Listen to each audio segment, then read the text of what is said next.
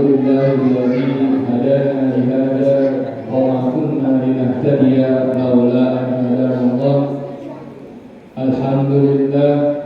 Alhamdulillah bapak-bapak, ibu-ibu yang insyaallah dirahmati oleh Allah. Pada malam hari ini dengan berkumpulnya kita di Mushola As-Solihin ini adalah merupakan terkabulnya doa kita sejak 2 bulan yang lalu. Allahumma barik lana fi Rajab wa Sya'ban wa balighna Ramadan. Bukankah kita 2 bulan lalu secara langsung maupun secara tidak langsung juga berdoa seperti itu, baik dari kita sendiri atau ketika kita mengaminkan doa-doa yang disampaikan oleh imam? Maka tak patut kalau rasa syukur itu lepas dari diri kita, karena hadirnya kita di sini merupakan atas izin dan ridho dari Allah Subhanahu wa taala. Alhamdulillah saat ini kita masih diberi kesempatan. Yang kedua, sholawat dan salam tak lupa kita sampaikan kepada Nabi besar kita Muhammad Sallallahu Alaihi Wasallam, karena dengan diutusnya beliau oleh Allah Subhanahu Wa Taala dengan membawa hidayah, dengan membawa petunjuk, sampailah kita di zaman di mana Islam saat ini sedang terang benderangnya, di mana Islam saat ini sedang berkembang pesat. Walaupun ada sebagian dari ajaran Islam itu yang telah kembali asing, karena sesuai hadis yang disampaikan oleh Rasul Sallallahu Alaihi Wasallam bahwasanya al-Islamu ja'a ghariban, Islam itu datang dalam keadaan yang aneh, wa sayakunu ghariban, dan pada akhirnya nanti itu Islam akan jadi aneh kembali. Salah satu paling tidak yang saya rasakan, Bapak Ibu sekalian, dulu kalau pas SD itu kita nak duduk samping cewek, misalnya cowok ada anak laki-laki, dipasangkan dia duduk di bangku sekolah SD dengan anak perempuan, itu dia segan. Tapi keadaan anak kuliah dah makin besar, makin mau pula duduk samping anak perempuan atau duduk samping lawan jenis. Padahal ketika SD sesuai dengan ajaran Islam, sebagai orang yang bukan memiliki hubungan saudara tak boleh bersentuhan. Kalau saya salaman dengan orang yang lebih tua daripada saya dan dia lawan jenis, saya salaman begini aja, itu kan tak masalah. Justru kalau saya salaman begini, terpegang tangan dia sama saya dan dia bukanlah saudara dengan saya, bukanlah mahram dengan saya, tentu itu yang menjadi masalah. Sebut ini itu dosa juga gitu. Jadi begitulah paling tidak gambaran umat Islam pada saat ini, sebagiannya dan tidak semuanya. Bapak Ibu alim ulama yang hadir pada majelis tarawih pada malam hari ini, bukan kami yang paling cakap, bukan pula kami yang paling pandai. Kami di sini murni hanya diberi amanat saja oleh Umi untuk menyampaikan sedikit tema, yaitu menjauhi sifat berbohong. Mengapa kita perlu menjauhi sifat berbohong? Karena paling tidak kalau kita berbohong itu banyak akibatnya. Yang paling sering kita dengar salah satunya adalah kita digolongkan menjadi orang-orang yang munafik. Apabila berkata dia berbohong, apabila berkata dia berdusta.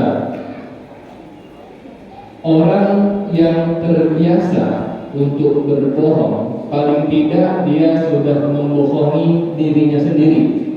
Karena apa? Dia tahu ini sebetulnya tak patut saya sampaikan, tapi saya sampaikan juga. Ini sebetulnya tak patut saya bilang, tapi saya bilang juga. Terpaksa saya jawab macam itu. Itu jenis bohong yang membohongi diri sendiri. Ketika sudah gampang membohongi diri sendiri, maka akan mudah kesempatan untuk melakukan maksiat ketika sedang sendiri. Karena orang yang terbiasa untuk berbohong, dia tidak akan berpikir bahwasanya Allah mengetahui apa yang ada di dalam hatinya. Dia pikir Allah meluputkan kekuasaan akan mengetahui apa yang ada dalam hatinya, sehingga dia berani berbohong pada diri sendiri, baru kemudian berbohong pada orang lain. Kalau sudah berani untuk berdusta, kalau sudah berbohong sudah dianggap seperti biasa, maka untuk bermaksiat di tempat sendiri di kala sepi itu sangat mudah. Maka hindarilah berbohong sekecil apapun itu. Memang berbohong itu ada juga yang dibolehkan. Yang pertama adalah berbohong saat kita dalam keadaan perang. Misal dalam keadaan perang kita sedang bermusuhan, lalu kita sebagian temannya bersembunyi, lalu datang musuh bertanya, kemana orang-orang yang tadi lewat sini? Kita jawab ke sana, padahal dia duduk di bawah. Itu dibolehkan karena kita sedang dalam keadaan berperang atau dalam keadaan bermusuhan. Lain halnya kalau menyembunyikan maling. Kalau menyembunyikan maling ini bukan dalam keadaan perang, tapi memang orang sedang mencari orang yang berbuat jahat, maka tak patut kalau kita sembunyikan.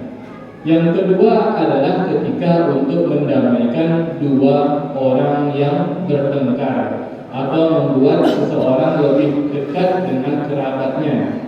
Contoh, ketika misalnya seorang anak A memukul si anak B secara tidak langsung, boleh temannya mengatakan kepada orang yang dipukul, walaupun si A itu memukul kamu, dia itu sebenarnya sering mendoakan kebaikan untukmu, walaupun kebaikan ini secara tidak langsung, untuk mendamaikan di antara kedua belah pihak tersebut.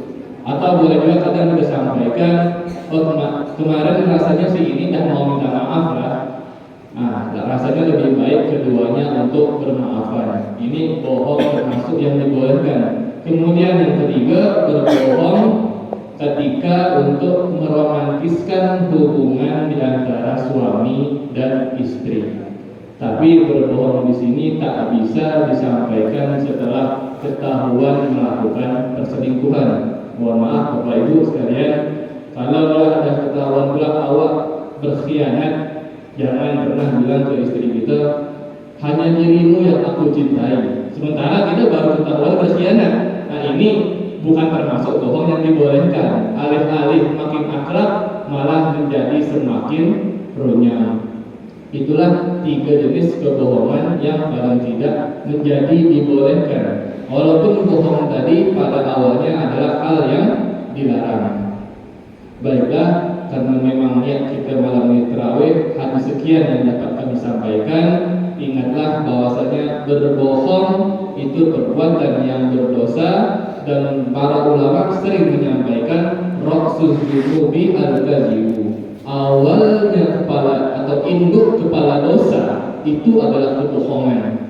Ketika kita sudah pernah sekali bengak untuk menutupi sesuatu itu, kita akan bengak lagi. Ditanya lagi, bengak lagi. Ditanya lagi, bengak lagi.